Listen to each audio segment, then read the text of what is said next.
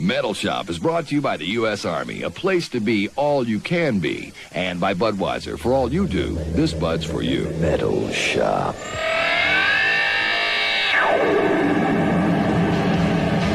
Tonight in the feature interview, you're invited inside the Electric Circus to hear Blackie Lawless of W.A.S.P. talk about his new album and tell why guitarist Randy Piper had to leave the band. You reach the point where you just wake up one day and you say, well, this is not happening anymore.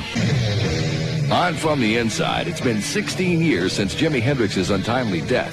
And tonight, his one-time bass player Billy Cox wants to set the record straight. I don't believe the drugs took him out.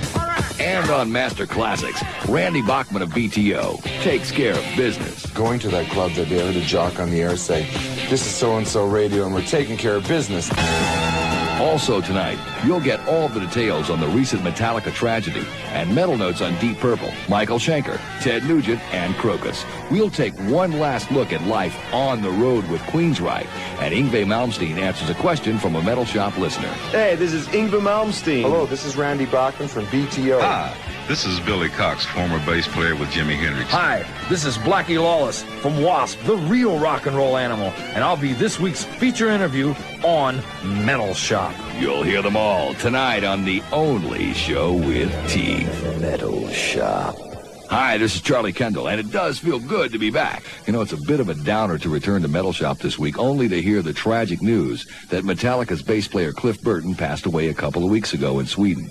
For those of you who haven't heard about this yet, or didn't get all the details, I've got a copy of the press release from Metallica's management, and here's what it says. Metallica unfortunately reports that their bass player, Cliff Burton, was killed 6:15 Saturday morning, September 27th, accidentally while on tour of Europe. According to a band spokesman, this is what happened. Everyone was asleep on the tour bus. Metallica had just finished performing in Stockholm, Sweden, and were traveling to their next date on the tour, Copenhagen, Denmark. About 200 miles into the trip, a crew member who was awake at the time noticed the bus was slipping or hydroplaning and started to wander off the roadway, out of control. Cliff Burton was sleeping in an upper bunk next to a window. As the bus slid off the road, the window apparently opened or gave way, throwing Cliff out of the bus. The bus tilted and fell over on top of Cliff, killing him instantly. A few of the crew members reported a number of cuts and bruises. Drummer Lars Ulrich suffered a broken toe, and Metallica's road manager received a separated shoulder. No one else was injured. Cliff Burton was 24 years old and lived in the San Francisco Bay Area with his family. Metallica's remaining 23 European tour dates have been canceled. No future plans have been made. The band is in a state of shock, and for now, everything is on hold. If you'd like to write to the Burton family, here's the address. 1850 Union Street, Box 96, San Francisco, California, 94123. In just a few minutes, Yngwie Malmsteen's got the answer to a listener's question. You'll hear the first of 2 tracks from the new Rat album. We've got a B.T.O. Master Classic and take our last trip on the road with Queensryche. Tonight's Metal Shop is rated PG. Parental guidance is not suggested. Hello, this is Randy Bachman from B.T.O. Metal Shop will return with my Master Classic after these messages. Metal Shop. Now, let's go to the Metal Shop mailbag and ask the stars. Tonight's question comes from Robert Farrell, who listens to Metal Shop on WRNO, the Rock of New Orleans. He asked guitar superstar Yngwie Malmsteen, who does he think are some of today's hot guitarists? You might be surprised to hear what he told Metal Shop. I get that question all the time, and to be really honest with you, I mean, I hear guitar players all the time, and I think that a lot of them are really good. I just can't name one like that, you know, because I really never listen to guitar players, really, honestly. I mean, there's so many good guitar players, just I can't just name one, you know, or 2 or whatever, you know, it's because it wouldn't really, you know, I can't tell you, really. I could tell you what musicians I really like. I like John LaConte. I like Jeff Berlin, he's a bass player.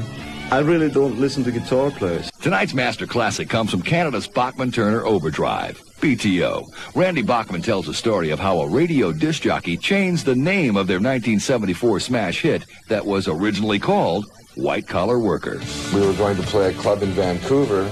Going to that club that day, I heard a jock on the air say, this is so-and-so radio and we're taking care of business. And he played a song. I thought, gee, that's a great name for a song, Taking Care of Business. So I had that locked in my head. That night, the last set, Fred Turner came and said, I can't sing. He lost his voice. So I turned around to the band. I said, I've got this song. It's just C, B flat, and F over and over. When I get to the hook, help me. And I started this song called White Collar Worker. Right on stage, I heard the disc jockey say, going to the club that night, taking care of business. And I start to say that instead of White Collar Worker. And I started in my mind to smile because it fit, and there wasn't like a scar. Sometimes when you put pieces of songs together in Frankenstein songs, there's definite scars in the rhythm, and you have to kind of change the meter. This just was smooth. And suddenly you noticed the guys were singing with me, taking care of business. The crowd was going wild, and we finished the night. And when it came time to record a couple of weeks later, I wrote out all the lyrics, gave it to Fred, C.F. Turner, and he said, what's this for? I said, well, so you can sing the song. He said, you sang it just fine in the club, and I lost my voice, so you sing it on record. So that was kind of my debut of singing on record, and that's how that song was just put together, just in an instant on stage like that. Exactly 2 months ago, Metal Shop took you on the road with Queensryche for the first time with a report from guitarist Chris DeGarmo. Now, since that time, you've heard from the other 4 band members as we followed Queensryche across the United States and through Canada. You've heard all about the realities of life on the road as they toured with AC/DC and Ozzy Osbourne. Well, here's our final report from the man who started it all 8 weeks ago, Chris DeGarmo. Metal Shop hopes you've enjoyed going on the road with Queensryche. Greetings, this is Chris DeGarmo from Queensryche, reporting Week 8 from the Ozzy Queensryche headline tour. We find ourselves today in Dayton, Ohio, and the last 2 weeks have really been a busy last 2 weeks. We've been preparing for our headline tours, which are coming up very soon. We're going to be doing some gigs through the Southwest, onto the West Coast, and then we have 5 weeks planned in Europe, so we have to plan very far ahead for this stuff. We've also been writing new songs because, God, time just passes so fast, and the new album's going to be coming up, so we've been writing new songs as well. A featured highlight in the last 2 weeks was the Band and Crew Blitz, which is something that happens not too often for obvious reasons, but it sort of involves the band and the crew converging on the unsuspecting bar of some hotel and basically staying there until the place closes, and all sorts of things happen. And God, this particular night I could go into a list, but we'll just say that this was an event called the Band and Crew Blitz, which everyone emerged from unscathed, yet definitely bearing battle scars, so we don't do this too often. Also, very good news happening as the tour has continued on with Ozzy Osbourne here, since our sound man Jim Rivers and their sound man have been getting along so well, and the bands and whatnot. They've sort of given us open season on the PA, which is really, really nice. We seem to be getting louder and louder and louder with each gig, and we've still got a week's worth of gigs left, so at this point my ears are ringing, and I'm really excited to see, as well as the rest of the band, just how much our ears are ringing by the end of this thing. These guys have been just great to us. So definitely a big thanks in that direction. If anyone is listening to this in the Southwest, you can expect to see Queensryche rolling through your town, probably doing some headline shows, and then back after the European things. So a busy 2 weeks preparing for the onslaught. So signing off from our sanctuary in Dayton, Ohio, this is Chris DeGarmo from Queensryche, wrapping up the final week of the report for the Ozzy Queensryche tour for Metal Shop. Thank you so much for listening. Hope you caught some gigs off of this, and definitely we'll be looking for you out on the road. Thank you, and turn it up loud. When we come back, former Jimi Hendrix bass player Billy Cox puts the record straight. There's more from the new Rat album and the feature interview with the one and only Blackie, Lawless of W.A.S.P. Hi, this is Billy Cox, former bass player with Jimi Hendrix. The Metal Shop will return right after these messages.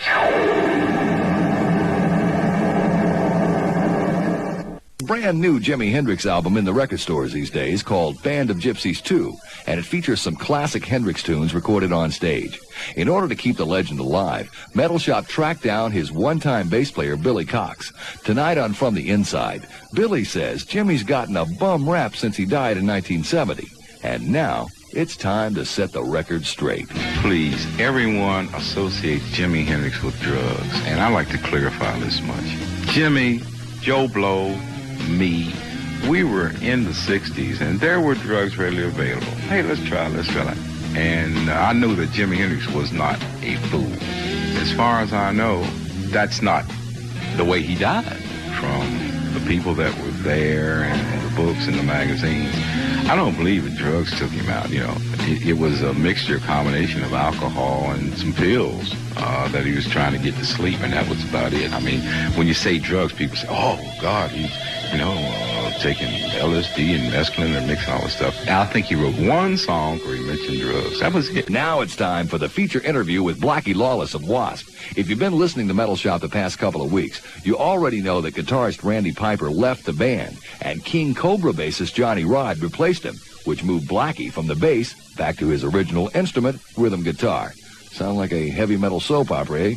Let's go with the obvious question first. What happened to Randy Piper? A lot of times when you have a situation where you've been together with somebody for a long time, like we were together for 8 years, it's a lot like a marriage.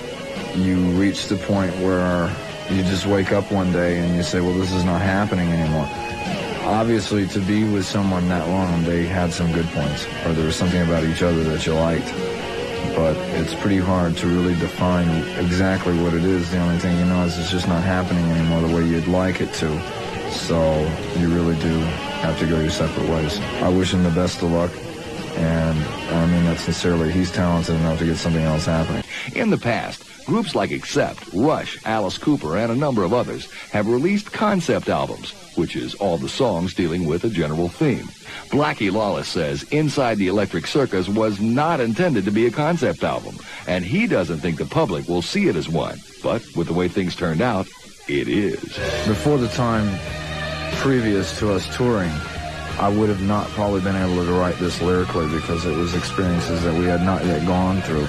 And it wasn't something that was intentional to do a concept-type album. And I doubt that the record will be viewed as that. But to me, there's a lot of similar themes in it. It's both the good and the bad points of what touring is about. This whole record is about what happened to us largely since the time we started touring.